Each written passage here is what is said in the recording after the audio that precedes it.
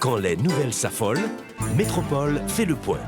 Le point tous les matins, simultanément sur Radio et Télémétropole. Le point est une courtoisie de la BNC, Unipièce, MSC+, Arcordia Shipping et Lissa Lotto. Madame, Monsieur, bonjour. Bienvenue à la rubrique Le Point de Radio et Télémétropole. Notre invité ce matin, le professeur Gratien-Jean, docteur Joseph-André Gratien-Jean, avec qui on va parler de sa thèse de doctorat, notamment l'humanocratie et le fédéralisme étatique, une alternative pour sortir Haïti de sa crise de société vieille de 3 décennies, de 1986 à 2016.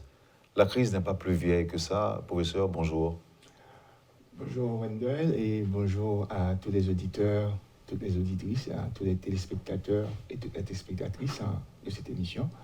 Encore merci pour cette invitation pour parler de la publication de cette thèse de doctorat.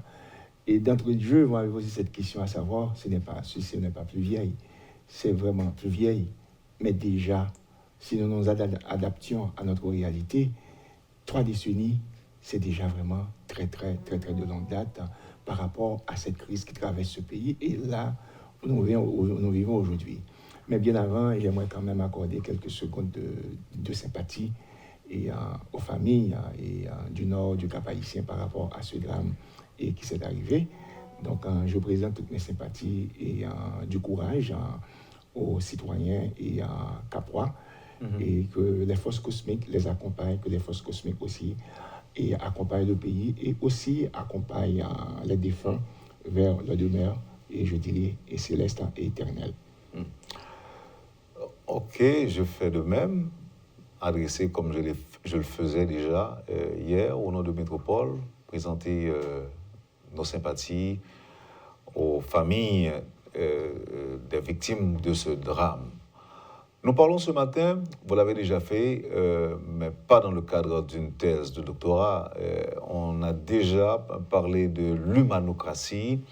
Et même, je crois, si je ne m'abuse, si ma mémoire ne me fait pas défaut, on a déjà évoqué la possibilité d'un fédéralisme en Haïti. Et à votre avis, professeur, ces 2 possibilités, si on arrive à les matérialiser ou encore à les implanter, on arrivera finalement à résoudre, ne serait-ce que de façon partielle, la crise qui ronge le pays. D'abord, parlons de l'humanocratie, par définition. C'est quoi? Disons tout d'abord, c'est une très belle question à savoir, c'est quoi l'humanocratie?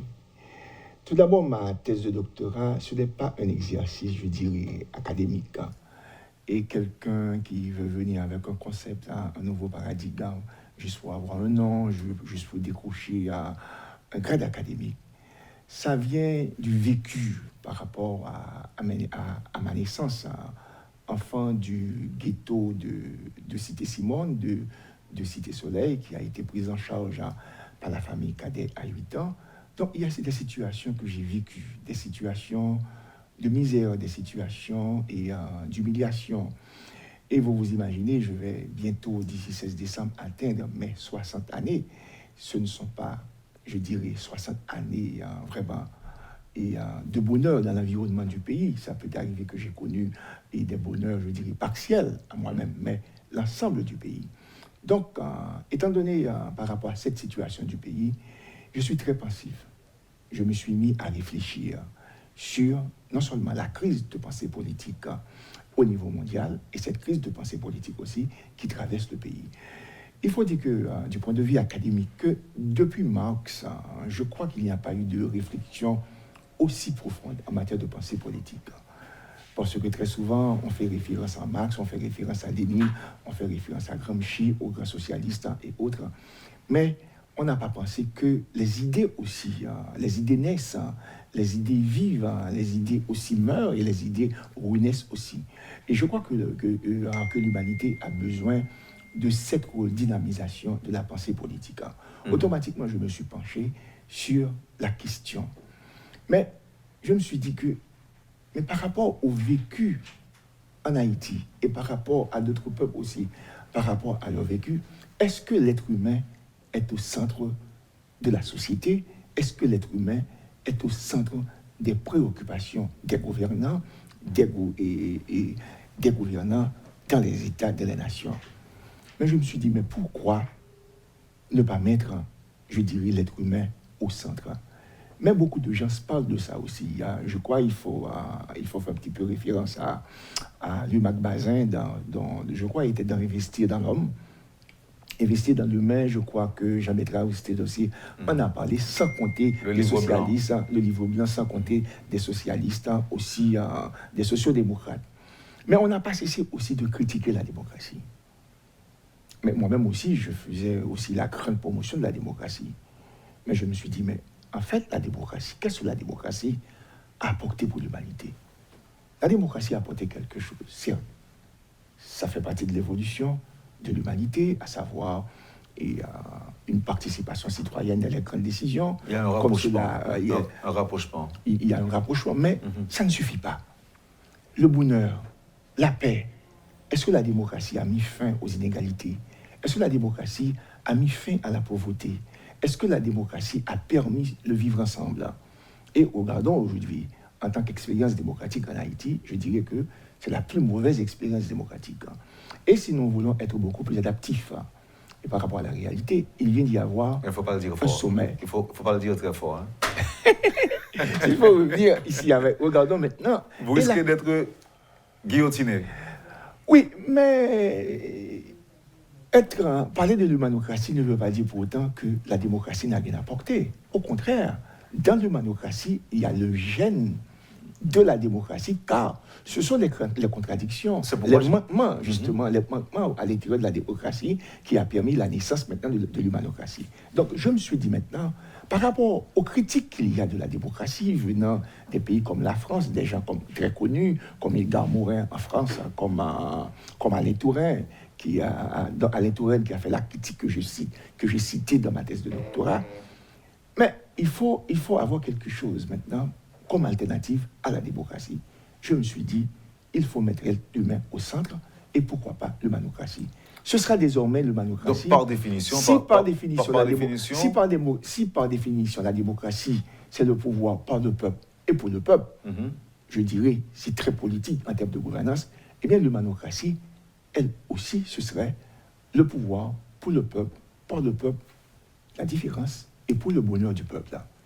Le fondement même de l'humanocratie, c'est l'équité. C'est ce qu'on doit ajouter. Parce que pour faire face à la misère, pour faire face à la guerre, maintenant, il faut qu'il y ait l'équité. Il faut qu'il y ait l'accès à la richesse. Il faut qu'il y ait la production de richesse le plus que possible pour qu'il y ait ce partage. Nous ne disons pas, et par idéalisme, de tomber, je dirais, dans une utopie très béate, que tous les gens vont être égaux. Je pensais rapidement au communisme.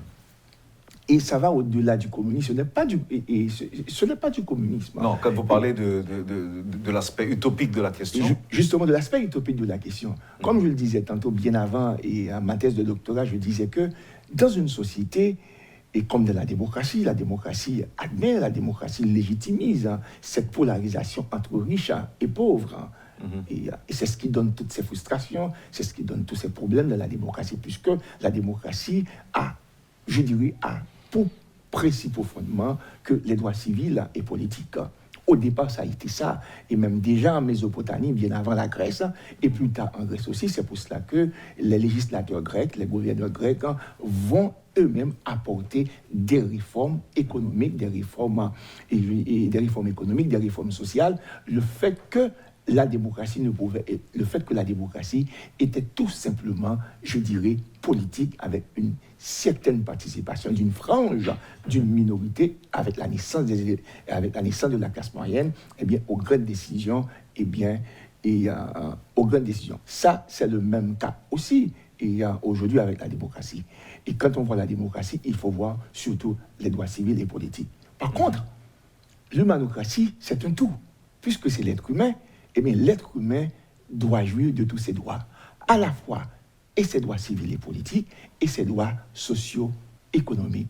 Mais je dirais, et même la différence aussi. C'est possible selon vous? Et je crois que c'est possible. Et bien sûr, c'est possible. Pourquoi que je dis que c'est possible? Si l'on prend par exemple des pays comme la Norvège, la Suède, généralement, ces pays se disent, et des pays démocratiques aussi, mais ces gens-là ils se disent plutôt être humanistes. Et là, j'ai puisé aussi dans l'humanisme et pour l'humanocratie. J'ai puisé dans le socialisme, j'ai puisé dans la social-démocratie et j'ai puisé aussi dans le libéralisme. Parce que j'ai fini par croire, contrairement à Marx, que l'on ne pourrait pas totalement effacer les relations, et je dirais les transactions économiques, les relations de marché, les relations de offre et de la demande. Donc, j'ai été beaucoup plus loin que Marx donc, à ce niveau. Donc, et la question de marché, la question des transactions économiques et la liberté économique, l'on ne peut pas vraiment, on ne peut pas l'écarter. Et je dirais que l'humanocratie fait une symbiose. C'est une symbiose vraiment entre tous les courants, les pensées politiques. L'humanocratie rétablit cet équilibre. Et c'est ce qu'on recherche aussi dans la société, pour qu'il y ait une société où nous cohabitons, une société où il y a cette coexistence pacifique. Donc, dans ma thèse de doctorat, ce n'est pas une simple définition comme la démocratie. Donc, au niveau de ma thèse de doctorat, l'humanocratie a un fondement en termes de système politique, en termes de modèle économique, parce que l'humanocratie prône l'économie mixte, solidaire et, je dirais, planifiée. C'est un petit peu un apport du socialisme. Et il y a aussi un apport du libéralisme, parce que lorsqu'on parle de l'économie mixte et solidaire planifiée, eh bien, dans ce modèle économique que prône l'humanocratie, eh bien, justement, il y a de la place pour la libre entreprise. Donc là, il peut y avoir non seulement l'investissement privé, comme le prône le libéralisme, l'investissement de l'État, comme le prône le socialisme, et il peut y avoir maintenant l'économie mixte, l'investissement public, privé. Et là, ce qui est très important dans l'humanocratie, maintenant, l'État, comme l'expression même de régulation de la société, eh bien, l'État peut intervenir dans l'économie pour qu'il n'y ait pas de faillite, pour qu'il y ait de richesse, pour qu'il y ait de la croissance, pour qu'il n'y ait pas de pénurie, parce que l'être humain est désormais au centre pour la satisfaction de ses besoins vitaux. Donc là, on peut parler de complémentarité des systèmes existants? Et non, oui, dans une certaine mesure, c'est pour ça que j'ai parlé d'une symbiose. J'ai puisé, parce que il y a la démocratie. Il y a la démocratie, parce que dans l'humanocratie, et l'humanocratie reconnaît qu'il faut des élections, qu'il faut renouveler le personnel politique. Et l'humanocratie reconnaît la liberté d'opinion et la liberté et de religion et tout ça. Mais ce qui est très important... Est-ce que nous sommes à la fois dans des systèmes et des régimes? Et nous sommes à la fois, et lorsqu'on parle de système, on voit toute l'articulation, et c'est pour cela qu'au niveau de ma thèse de doctorat, je ne reste pas tout simplement à un paradigme, à ce nouveau paradigme qu'est l'humanocratie, et comme étant, je ne dirais pas opposé de manière radicale et dans une approche dialectique à la démocratie. Et bien là aussi, l'implémentation de cette pensée politique de manière organique, c'est pour cela que j'ai proposé, surtout dans le cas d'Haïti comme cas d'espèce, maintenant, une constitution fédérale humanocratique. On va en parler. Voilà. On sort de cette théorie, nous sortons de cette théorie du paradigme maintenant à la réalité, à ce qu'on appelle l'architecture de l'État, l'organisation de l'État, surtout dans le cas d'Haïti. Justement, Haïti, on fait l'expérience de la démocratie, mais on fait cette expérience très mal. Et aujourd'hui, avec toutes les conséquences que cela comporte, les gens qui pensent que la démocratie veut dire tout simplement faire ce qu'on veut, quand on veut, sans se soucier de l'intérêt de l'autrui. Comment vous pensez que l'humanocratie pourra être articulée dans un pays où l'on ne comprend presque rien? Écoutez, ce qu'il faut voir par rapport à la démocratie, c'est que la démocratie, comme tous les systèmes de pensée, c'est très dynamique. Ce sont des systèmes qui viennent de notre pensée, de la pensée humaine. Ce n'est pas très parfait, ce n'est pas statique. Très souvent, les gens pensent que, même certains gens au niveau académique, pensent que l'humanité est née avec la démocratie. Mais c'est pas vrai. Mais avant la démocratie, il y avait toute autre forme de gouvernance, autre forme de relation de pouvoir. Il y avait déjà ce qu'on appelle l'aristocratie. Il y avait la timocratie. Et justement, c'est quand maintenant, le peuple n'avait pas de problème à un certain moment avec l'aristocratie. Mais c'est quand le peuple voyait justement, et le pouvoir était concentré dans les mains d'une minorité, et tout, la question économique, et la misère partout, et tout, et il commence par avoir des frustrations, et des soulèvements et autres. Mais les gens même de cette aristocratie ont dit, mais qu'est-ce qu'on doit faire? Si nous voulons sauver la cité, si nous voulons, il faut laisser de l'espace, il faut accorder une part du pouvoir, inviter le peuple à travers ses représentants à participer aux grandes décisions, même si nous limitions justement cette participation. Donc c'est de là que la démocratie a pris naissance par rapport aux contradictions, par rapport aux corruptions, par rapport aux problèmes qui étaient à l'intérieur de l'aristocratie. Mais la démocratie a fait son temps. Et je crois que le président Biden vient de l'admettre avec ce sommet-là. Et les déficits de la démocratie, même au niveau des États-Unis. Maintenant, ce n'est pas que la démocratie en soi n'est pas bonne. Non, la démocratie, je le dis souvent, comme je l'ai dit dans ma thèse de doctorat, la démocratie a apporté ce qu'elle devrait apporter à l'humanité. Mais après un certain temps, la démocratie est fatiguée. Comme pour citer un petit peu à Les Touraine, il faut la revisiter, il faut faire du neuf dans le vieux. Mais à un certain moment, dès que vous avez un véhicule, vous allez faire réparer ce véhicule, même à neuf, et puis vous sortez avec le véhicule, il y a une panne. Mais à un certain moment, il faut déposer le véhicule. Oui. Et c'est ce qui est arrivé aujourd'hui avec la démocratie. Mais c'est pas ce que vous préconisez, quand même. C'est parce que ce n'est pas ce que vous préconisez à travers l'humanocratie. Vous ne préconisez pas la mise au rencard ou à l'écart de la démocratie. Oh non, parce qu'à l'intérieur même de l'humanocratie, vous puisez ce qui est bon. Nous puisons, mais quand même, tôt ou tard, la démocratie devrait laisser la place. À la poubelle. Je ne dis pas à la poubelle. Il faut se référer. D'ailleurs, ce qui est très important, il faut partir toujours de l'existant. Et l'humanocratie n'est pas née du néant. Ce n'est pas une invention. C'est pour cela que je dis que c'est une contribution de ma part. C'est une contribution scientifique. Parce que c'est comme un nouveau paradigme, mais qui est parti de l'existant. Et qui est parti à partir des contradictions, des observations faites justement de la démocratie, même aussi du modèle économique, du modèle aussi des relations internationales, comme je cite dans ma thèse de doctorat, et à quelqu'un qui parle de la diplomatie et de la diplomatie du carreau comme Ignacio Ramonet, où je prône, même bien avant moi, cette coexistence pacifique, cette cohabitation entre les peuples, entre les nations. La grande utopie de l'humanocratie, c'est de voir une humanité connaître un jour la paix. La paix, oui, c'est ambitieux aussi comme projet. Alors, professeur, à part l'humanocratie, il y a aussi le fédéralisme. On va observer la pause, mais au retour, en guise de question, j'aurais bien aimé savoir si vous vous inspirez d'un modèle quelconque. Est-ce que c'est le modèle américain, ou le modèle mexicain, ou encore un modèle européen pour parler du fédéralisme étatique à appliquer éventuellement à Haïti. Et avant l'émission, on se disait, si on était une république fédérale ou fédéraliste, ce qui se passe au Cap haïtien ne serait pas passé. Et là, vous maintenez ceci. Oui, ce ne serait pas passé comme tel, parce que les catastrophes, ça arrive dans les grands pays, il y a des tankers qui s'explosent, mais peut-être ça n'aurait pas fait autant de dégâts comme ça s'est passé et en pleine ville, au Cap haïtien. Merci. On va observer la pause et on revient tout de suite après pour aborder le deuxième aspect, aspect de l'émission.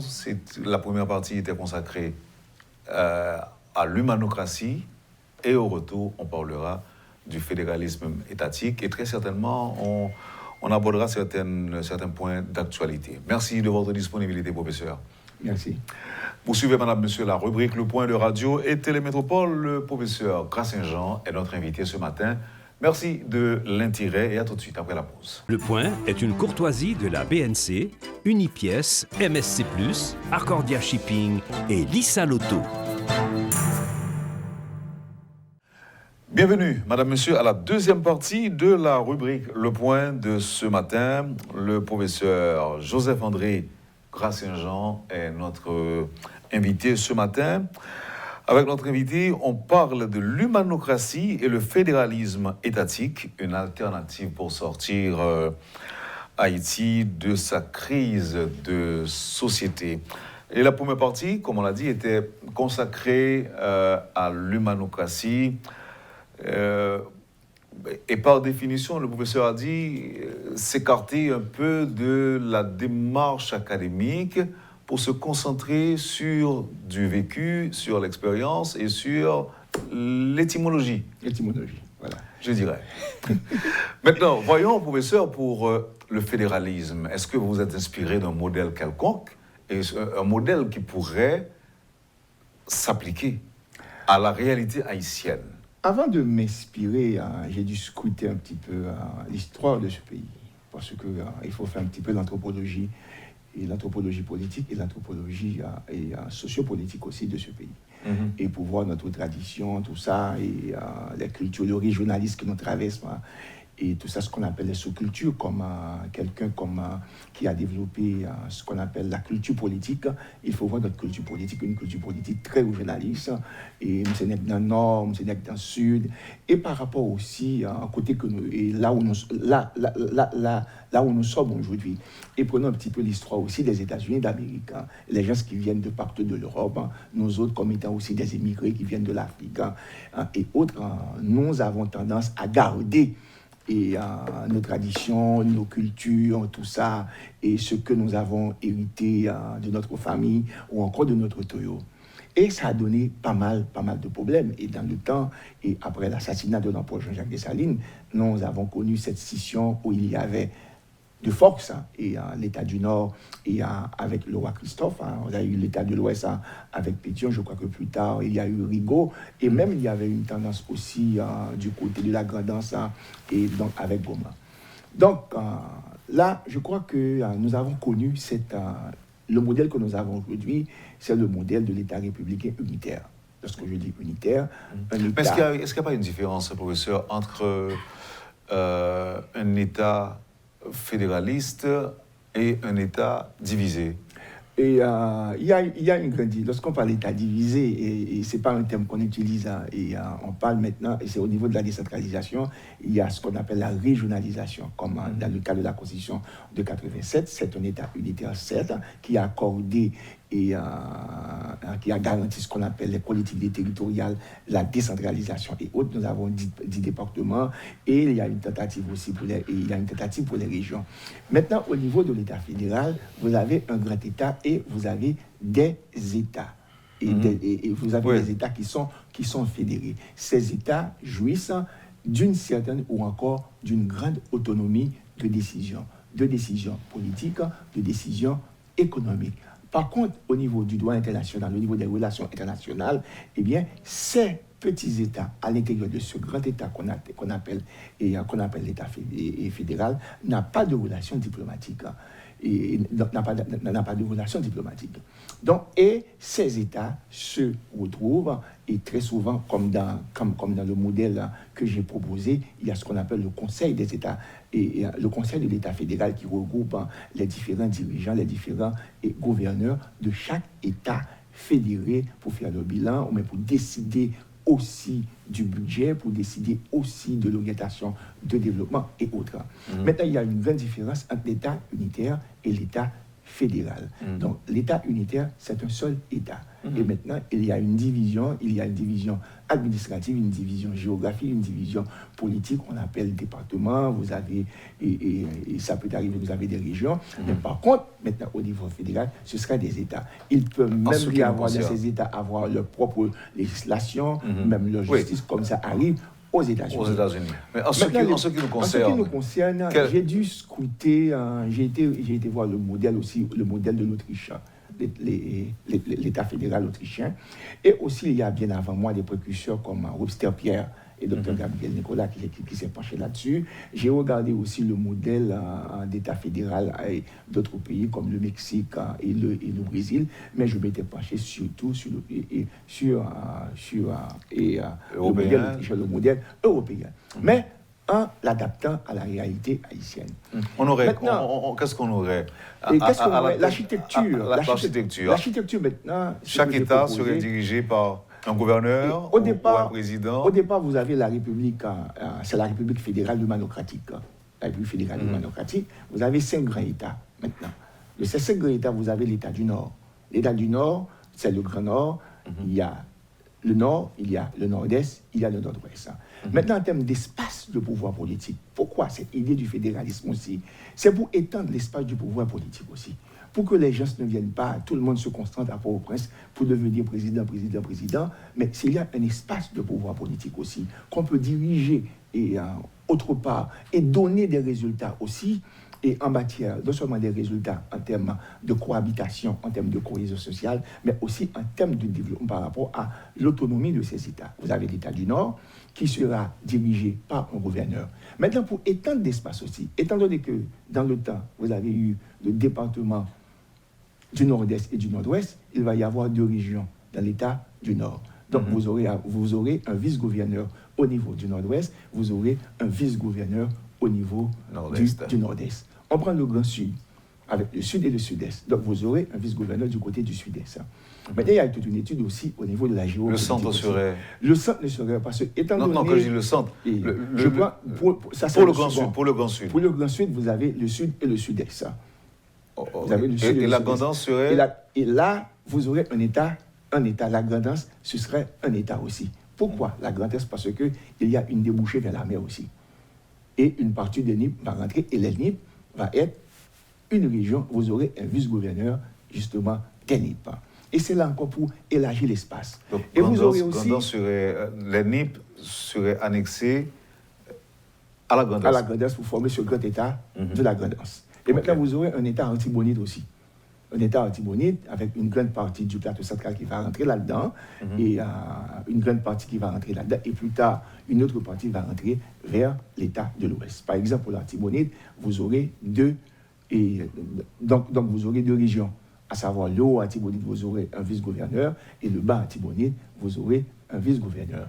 Et dans le cas de l'Ouest aussi, vous aurez un vice-gouverneur s'étendant vers la région centrale aussi. Parce qu'une partie du plateau central va rentrer dans l'Ouest et une autre partie va rentrer vers l'Ouest. Parce que j'ai déjà tracé toute une cartographie en dehors de la thèse de doctorat. Et ce qui est très intéressant, même aussi en termes de projection, aller plus loin aussi, même le drapeau fédéral aussi, c'est proposé aussi. Pour résoudre un problème historique, cette jonction et le problème de noir, rouge, le problème de bleu et rouge, donc qui apparaît, c'est dommage, j'ai pas avec moi un exemplaire, un dépliant aussi, parce que c'est un travail aussi de l'éditeur. On pourra le faire après. On pourra le faire après pour voir et vraiment ce drapeau fédéral, parce qu'à partir de... Mais il y aurait combien de couleurs? Et 3 couleurs, vous aurez le bleu, le rouge, le noir, et le rouge fait la jonction entre le noir et le bleu, et les 3 sont rattachés au mât, et vous aurez, je maintiens la moirie, le bonnet à l'évêque, et le palmis sans le bonnet, ce sera... Et le soleil, vous avez l'étoile, tout ça. C'est vraiment très arrangé. Il y a le côté aussi historique, il y a le côté ésotérique aussi du drapeau. Parce qu'un drapeau d'un pays, c'est pas n'importe quoi aussi. Il faut qu'il y ait cette dynamique, cette énergie qui se dégage autour de ce drapeau. Et même aussi la proposition aussi de drapeau pour les États. Donc pour les États fédérés aussi. Les États fédérés aussi. Il y a des propositions. Ils auront chacun aussi un drapeau. Le drapeau. Dans le cas du Nord, ce sera, on peut maintenir le drapeau du roi Henri. Et du côté de la Tibonite, ce sera des Dessalines. Et du côté de l'Ouest, on aura toujours celui de Pétion, du Sud aussi. Il y a tout un arrangement, toute une prise en compte de l'histoire de ce pays, des conflits autour de ces choses, pour que tout le monde se retrouve, pour qu'il y ait cette cohabitation et cette coexistence et vraiment au niveau du pays. Vous avez dit avoir scruté les différents États fédéralistes. Et c'est pour pouvoir maintenant donner ce modèle. Ce qui est très intéressant, vous aurez à avoir un président fédéral. Il n'y aura pas de premier ministre. il n'y aura pas de vice-président non plus dans cette proposition de constitution fédérale. Et ce qui est très intéressant, vous aurez un ministre des Affaires fédérales, un ministre d'État des Affaires fédérales, qui fait office maintenant, qui fera office de Premier ministre, qui est le chef de gouvernement, avec des ministres d'État. Quelle sera son importance si les États sont déconcentrés, sont décentralisés? Ah oui, non, maintenant, et toute la politique de l'État, n'oublions pas la souveraineté de l'État. Il y aura fédéral. une constitution fédérale ou bien... Non, il y a la constitution fédérale, mais chaque État n'a pas une constitution propre. Ce sera un travail colossal, non? Un travail intéressant. Ce qui est très intéressant dans cette proposition de constitution, je dirais, qui occupe toute la grande partie de ma thèse de doctorat, et c'est une constitution avec autant de détails qui aurait pu faire l'objet de lois d'application. Mais comme dans notre cas, nous n'aimons pas vraiment comment dirais-je, nous adonner à ce qu'on appelle aux lois d'application, déjà les détails sont pris en compte dans cette constitution. Mais ce qui est très novateur là-dedans aussi, j'ai parti aussi par rapport à tous ces conflits, à tous ces problèmes de ce pays. Et vous savez que dans ce modèle aussi, parce que j'ai mis en question aussi la question de la théorie des pouvoirs et la théorie des pouvoirs de Montesquieu. Et à travers cette constitution, vous aurez, disons, au moins 6 pouvoirs. On considère l'institution électorale aussi comme un pouvoir. C'est le pouvoir électoral. Alors, prend par exemple la Cour supérieure des comptes et du contentieux administratif, c'est un pouvoir. C'est le pouvoir de contentieux et c'est le pouvoir auditionnel. Il va y avoir ce qu'on appelle une Cour fédérale, constitutionnelle, qui va s'en charger de résoudre tous ces conflits. Mais ce qui est très intéressant, c'est le modèle maintenant du chef de l'État ou encore de la chef de l'État ou encore du président ou de la présidente fédérale. Et vous savez que il peut y avoir la destitution du président ou de la présidente, de même aussi qu'il peut y avoir l'ajournement et la dissolution du Parlement aussi, pour établir, c'est l'équilibrisme qu'il y a. Mais aussi... Et le Premier ministre? Il n'y a pas de Premier, vous avez un ministre, oui, vous avez un Premier ministre fédéral.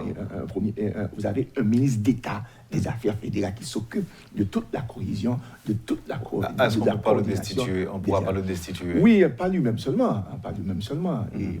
Tous les gouvernements, suivant les manquements, l'harcèlement sexuel, il y a pas mal de choses là dans cette constitution qui posent problème, la question de la corruption, que déjà il y a aussi des sanctions disciplinaires à ce niveau. Mais ce qui va choquer les gens, c'est que ce qui peut être une cause de destitution pour un président fédéral ou une présidente fédérale, c'est de tenir des discours qui poussent à la haine, des discours qui portent atteinte à ses adversaires politiques. Parce que l'expression d'un chef de l'État ou d'une chef de l'État, la présidente et le président, c'est la cohésion sociale.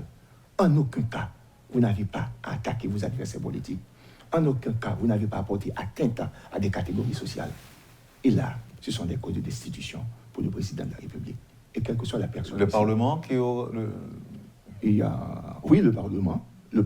Alors, comment on va faire? Et ce qui est très intéressant, quand le Parlement prend le dossier, maintenant, il va aussi l'étude de la constitutionnalité de la question. On envoie à la Cour fédérale constitutionnelle. C'est ce que j'allais vous demander. Oui, c'est le pouvoir qui arrête vraiment le pouvoir. Ce qui est très original. Mais il y aura aussi dans chaque État un Parlement. Non. Il n'y aura pas de Parlement. Voilà l'originalité de ce qu'il n'y aura pas. On va maintenir le même format. Il va y avoir ce qu'on appelle la Chambre des représentants des communes. Ce sont des députés. Pourquoi que je dis des communes?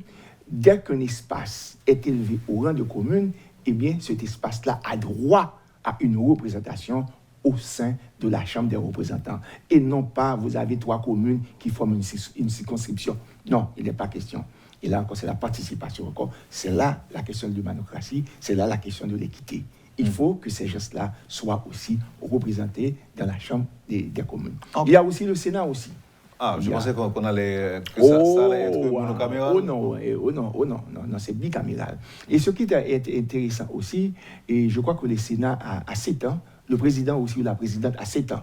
Et vous avez 1 an de battement pour le président et en matière de politique publique, tout ça, parce que c'est très, très technique. La gestion de l'État, la direction de l'État, c'est très technique.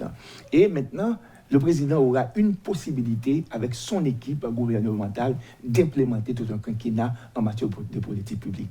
Et en arrivant à son 6e année, c'est ça de préparer déjà la transition, préparer son bilan. Il faut que le président fédéral sort, automatiquement, il peut présenter, je dirais, son mémoire et ce qu'il a fait, ce qu'il a réalisé.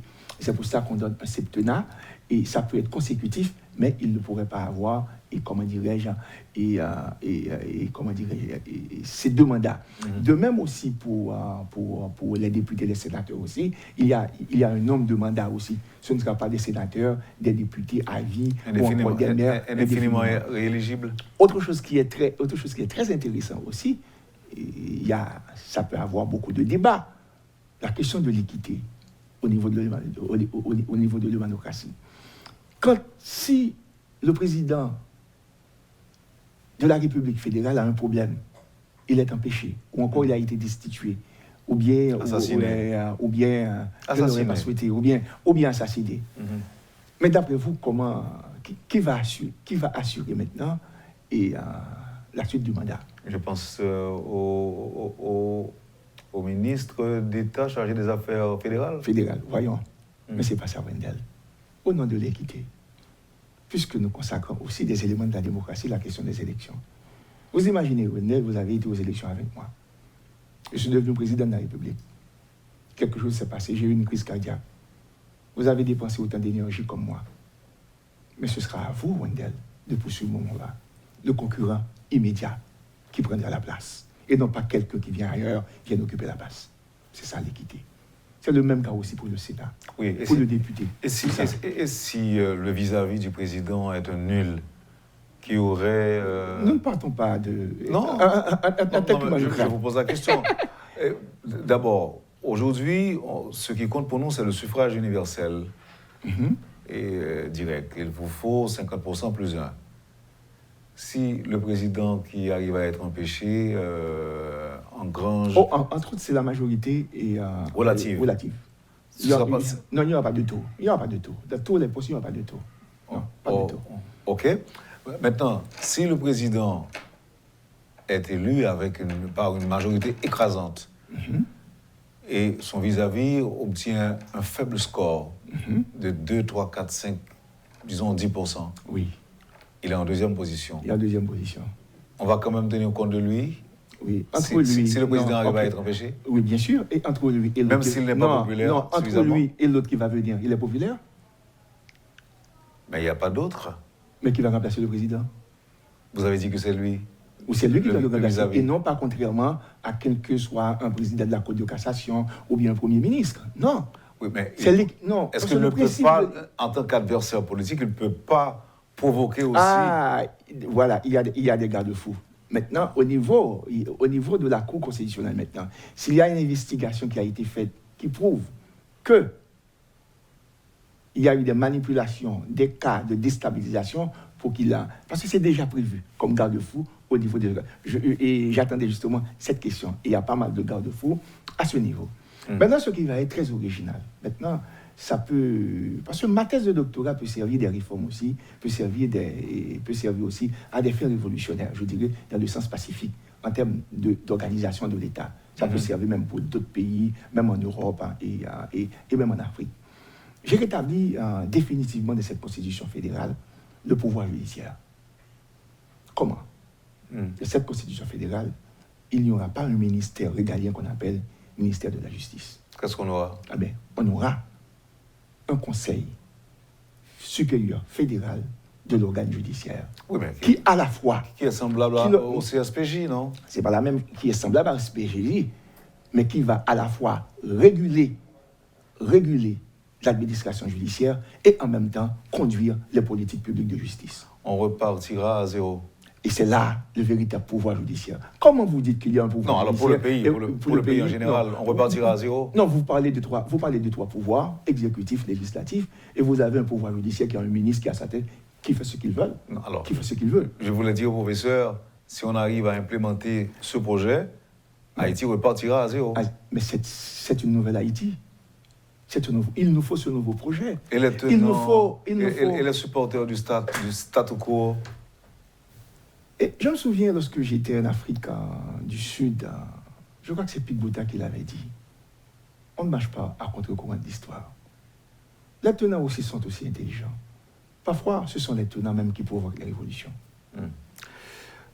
Alors, professeur, le livre, c'est l'humanocratie et le fédéralisme étatique pour sortir Haïti de sa crise de société.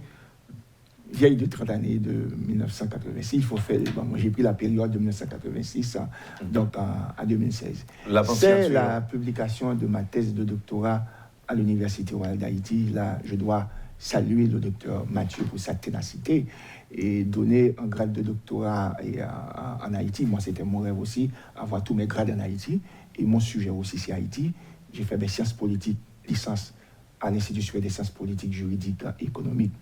Autrefois, c'était Rodi Durand. Ma maîtrise à l'Université royale d'Haïti, mon doctorat à l'Université royale d'Haïti, c'est un pur produit. Et là, je crois qu'on peut vendre l'université en Haïti. C'est pour cela que j'ai publié. Ce n'est pas une thèse parfaite. Et là-dedans, mais aussi aucune œuvre humaine n'est parfaite. Et moi, j'ose le dire, même c'est la thèse de toutes les thèses aussi. Ce qui est très intéressant, Wendell, c'est la publication de ma thèse et de doctorat. Lorsqu'on voit docteur, on voit c'est quelqu'un qui peut apporter quelque chose, une contribution, résoudre quelque part certains problèmes de société. Vous savez que ma thèse de doctorat, la façon que mon style de thèse de doctorat, quelqu'un au calcul qui a fait un bon philo, ma thèse de doctorat est accessible. Et ma thèse de doctorat est surtout dédiée aux générations de 2000 et de 90, qui tôt ou tard, ils ont un cadre de référence. Les jeunes qui font de la politique aujourd'hui, les jeunes qui sont dans les partis politiques, ont intérêt à procurer de bons ouvrages. Parce que ce qui est très intéressant, lorsque vous m'avez posé la question de l'État fédéral, bien sûr, à l'intérieur de la thèse, toute la théorie de l'État est développée aussi. L'établissement de la différence entre un État fédéral et un État unitaire, la fonction de l'État, tout ça, la question des élites. En fait, toutes les disciplines qu'on enseigne vraiment en sciences politiques, eh bien, j'ai fait cette symbiose dans ma thèse de doctorat. C'est un manuel aussi de sociologie politique, d'anthropologie politique, d'anthropologie sociale et même de psychologie politique. Et là aussi, dans ma thèse de doctorat, et les partis politiques aussi, c'est quoi un parti politique? Le rôle des partis politiques, comment s'articulent les partis politiques de manière générale. Et tout ça, de manière générale. Et j'ai pris en compte tous les besoins aussi, toutes les revendications aussi. La question de multinationalité aussi, la question de l'orientation sexuelle aussi, est prise en compte est prise en compte dans cette Constitution fédérale. Ce que je voulais dire après, pour la Constitution fédérale dans le cas d'Haïti, c'est la question des richesses, cette décentralisation qui n'a pas marché. Vous savez que, par exemple, au niveau de ces 5 États qui auront leur dynamique de développement, quand ces États génèrent des recettes, des richesses, eh bien, 30% des recettes eh bien, iront dans le trésor fédéral et 70% iront eh bien, dans le trésor de l'État fédéré pour faire son développement. Et ces 30% des recettes, par exemple, si l'État du Nord a pour recette 100 goudes, et l'État du Nord retient 70 goudes, et l'État du Nord envoie à la caisse du Trésor fédéral 30 goudes. Et ces 30 goudes vont servir pour payer justement l'administration fédérale et aussi accorder des crédits à d'autres États dont leur budget serait déficitaire. Vous voyez toute cette dynamique. Oui. Et là, nous n'aurons plus cette rouillée vers la République de Port-au-Prince où tous les gens viennent d'ici, viennent de Port-au-Prince pour être députés, pour être sénateurs. Il y aura de la place, il y aura de l'espace politique, comme président, comme gouverneur, comme vice-gouverneur, comme ministre d'État, comme au niveau des États fédérés, vous aurez des secrétaires d'État. Tout ça. Merci, professeur Gracien-Jean. Et la vente signature, c'est pour demain. C'est pour demain, ça coïncide avec mon 60e anniversaire. C'est aussi ma date de naissance. Ça se fera à l'Université royale d'Haïti, au numéro 24, à la rue Debussy, Turgeau. Si les gens se connaissent cette route qui est de Digicel, et on mène la roue et droite à l'Université royale d'Haïti. Ce sera fait de 10h à 4h. Pour les étudiants, c'est à 1000 goudes. Pour les non-étudiants, c'est à 1500 goudes. Et j'ai pas eu de sponsor, j'ai pas été chercher de sponsor aussi. Et c'est à mes frères et avec l'éditeur. Et ce qui est très intéressant, ma thèse de doctorat est préfacée par le docteur Joël Loquet, qui est aussi mon auditeur. Et je profite de cette occasion pour le remercier de sa solidarité, de son support et le fait qu'il a fait, je dirais qu'il a rendu l'impossible possible pour que j'ai pour cette présentation, cette première vente signature et quelques exemplaires et donc pour demain. Merci et bonne chance, professeur. Merci Wendell et merci aussi pour l'attention qui m'a été accordée par nos très chers auditeurs. Par le public de Métropole. Le public et de Métropole, tant en Haïti qu'à l'extérieur et surtout à travers les réseaux sociaux. La vente signature devra durer combien de temps? En fait, en termes d'heures, je veux dire. C'est toute la journée, de okay. 10h jusqu'à 4h p.m. Parfait. Il y aura pour les départements bientôt et pour les éditions, j'espère que ce sera à la fin de l'année ou bien au début de 2022, parce que je vais commencer aussi le plaidoyer pour la République fédérale démocratique. Vous avez suivi, madame, monsieur, la rubrique Le Point de Radio et Télémétropole. Le professeur Grace Saint-Jean était notre invité ce matin. Merci de nous avoir accueillis chez vous. Passez une excellente journée avec Métropole et à demain. Quand les nouvelles s'affolent, Métropole fait le point. Le point tous les matins, simultanément sur Radio et Télémétropole. Le Point est une courtoisie de la BNC, Unipièce, MSC+, Arcordia Shipping et Lisa Lotto.